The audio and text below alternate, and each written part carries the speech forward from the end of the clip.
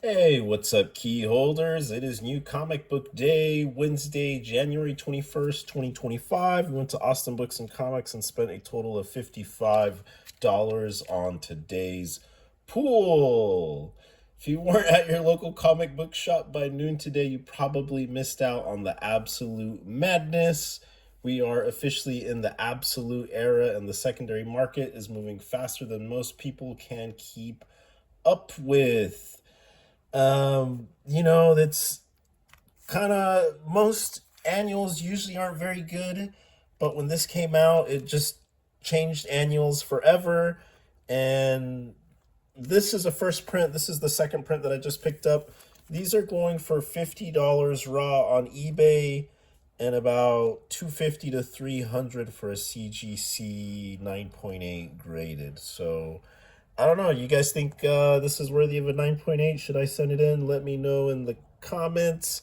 I am going to press this and do a video and send it off and see what we get. There is a little nick there I'm worried about, but I have seen some 9.8s with that same little nick, so I don't know. It's hard to tell. I've only read this, I think, once or twice, but literally went inside the bag as soon as I bought it, just like these. So yeah, we'll take a look. I did order two. I am going to be selling one and keeping one to read, and sending this one off to get graded. So this will be my reading copy. I do have two pairs. Let me know what you guys think of the orange versus the white font. I think they're both pretty cool. That it doesn't really bother me too much. And you also have the black tag banner there versus kind of a gold. But yeah, pretty happy with these, in pretty decent shape. All right, moving on to 1H and 1J.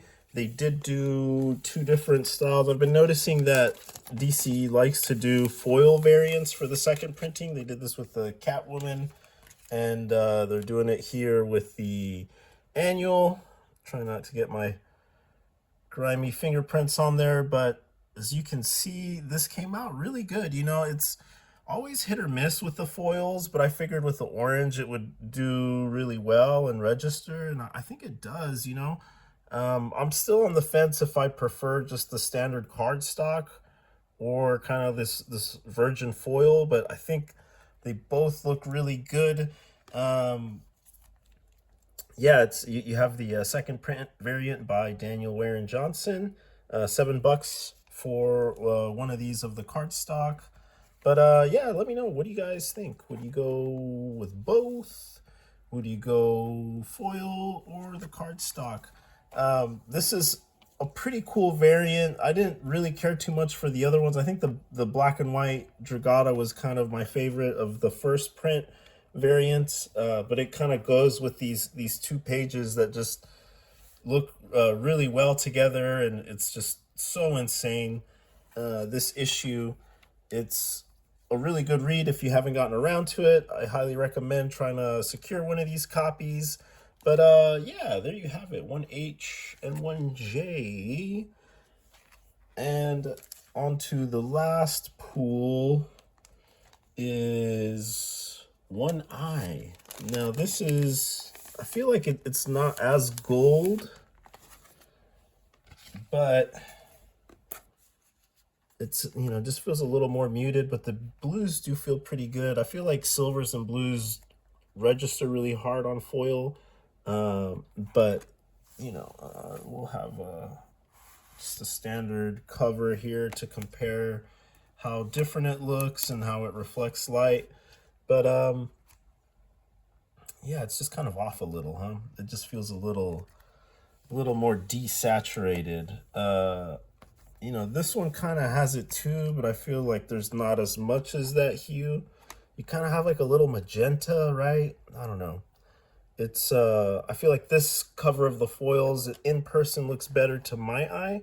It's more accurate to the cardstock compared to this one. But yeah, I'll let you decide when you see these in person, or let me know down below on the comics. But nonetheless, who doesn't love a beautiful foil cover much like this one? So yep, there you have it. And moving on to our grand finale. I totally screwed up and didn't order like 4 of these. I only got one.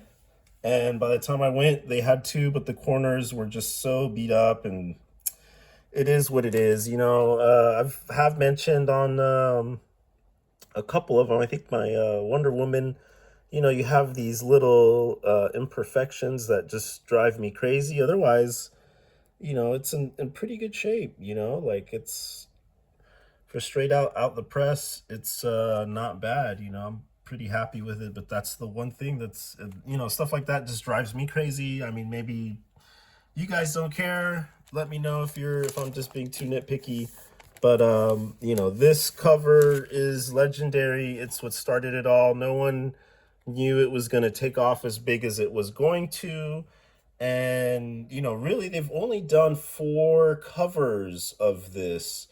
Basically, it was the first printing, which is going for about 250, I think, raw. And graded, it's like $500.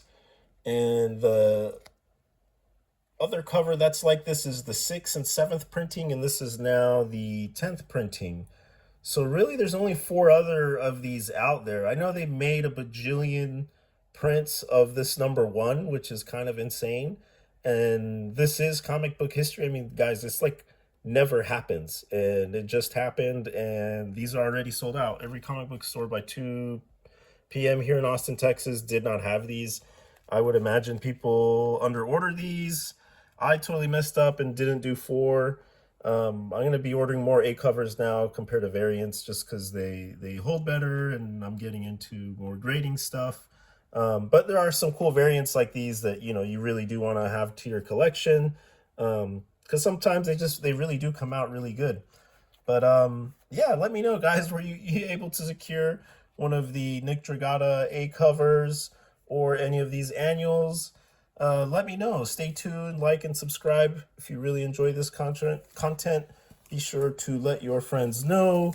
And next week we have a really big pull. We have Absolute Batman with Wonder Woman crossover, finishing that 2-issue arc, and a few other good things. Absolute Martian the Manhunter. So stay tuned, keep stacking, and we will catch you on the next one. Cheers, guys.